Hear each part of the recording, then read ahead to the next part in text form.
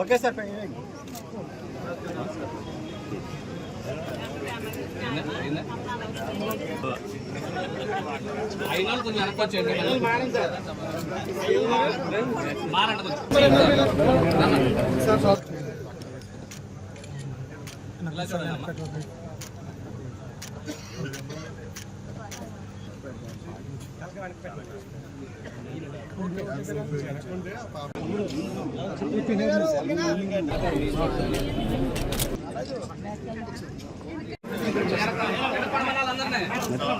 కోనసీమ ముద్దుబిడ్డ భారతదేశపు అత్యున్నత చట్టసభ అయినటువంటి లోక్సభకు తొలి దళిత స్పీకర్ అయినటువంటి శ్రీ గంటి మోహన్ చంద్ర బాలయోగి గారి వర్ధంతి సందర్భంగా ఆయనకి నివాళులు అర్పించడానికి వారి కుమారుడు ప్రస్తుత పార్లమెంట్ సభ్యుడు మిత్రుడైనటువంటి గంటి హరీష్ మాధురి గారితో కలిసి పాల్గొనడం జరిగింది. వర్ధంతి కార్యక్రమాల్లో బాలయోగి గారు లేనటువంటి కోనసీమను ఊహించడం అనేది చాలా కష్టం.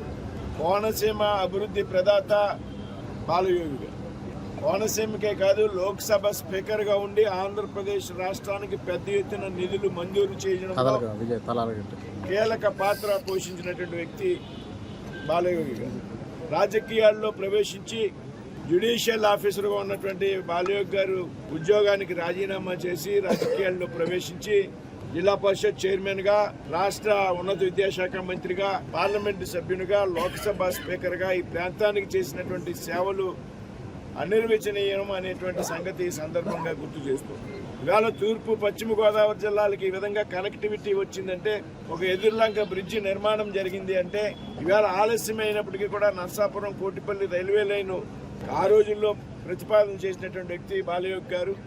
బాలయోగి గారు కోనసీమలో ప్రతి గ్రామానికి కూడా రోడ్లు లేనటువంటి గ్రామం కోనసీమలో లేదు అనే విధంగా బాలయోగి గారు ఈ ప్రాంతాన్ని పెద్ద ఎత్తున అభివృద్ధి చేయడం జరిగింది. అయితే దురదృష్టకరమైనటువంటి సంఘటనలో ఆయన మనం కోల్పోవడం జరిగింది. 2000 వారి కుమారుడు హరీష్ గారు పార్లమెంట్ సభ్యులుగా ఉన్నారు. యువకుడు, చురుగ్గా ఉండేటువంటి వ్యక్తి. ఢిల్లీలో మేము బాగా కలిసి ఉంటాం ఎక్కువ సమయంలో. మంచి మనిషి.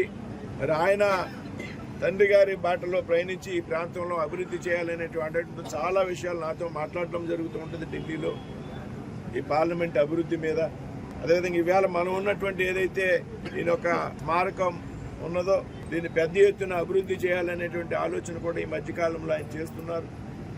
ఒక డిపిఆర్ తయారు చేయించి ఇక్కడ ఉన్నటువంటి ఏదైతే వెనకాల స్పోర్ట్స్ కాంప్లెక్స్ కానీ, మరొక వాకింగ్ ట్రాక్స్ కానీ ఇవన్నీ కూడా చేయాలి అనేటువంటి ఆలోచనతో ఒక డిపిఆర్ ఆల్రెడీ ఆయన చేస్తున్నారు.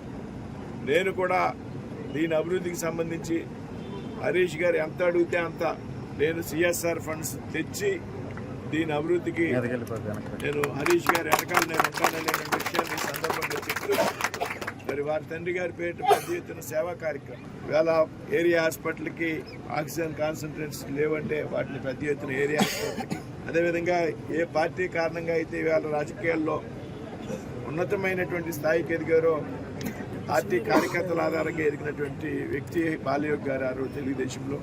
ఇవాళ హరీష్ గారు కానీ కోరింగాకి సంబంధించి ఒక తెలుగుదేశం పార్టీ కార్యకర్త మృతి చెందినటువంటి సందర్భంలో ఇవాళ వారి తండ్రి గారికి స్మారకంగా పిల్లల చదువుకు నగదు 2 లక్షల రూపాయల నగదు చెక్కుని బహిరించడం జరిగింది.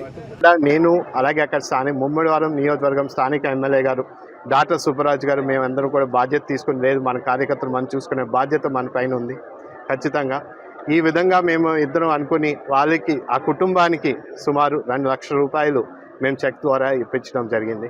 అలాగే చాలామంది కార్యకర్తలని కూడా మేము ప్రత్యేకంగా ఏ విధంగా తెలుగుదేశం పార్టీ కార్యకర్తని వాళ్ళని బాధ్యతగా తీసుకుంటారు, అదేవిధంగా మేము కూడా ఆ విధంగా మేము తీసుకోవడం కూడా జరుగుతుందని కూడా సభాముఖంగా తీసుకెళ్తూ మరొక్కసారి ఇక్కడ విచ్చేసిన ప్రతి ఒక్కరికి కూడా పేరు పేరున ధన్యవాదం.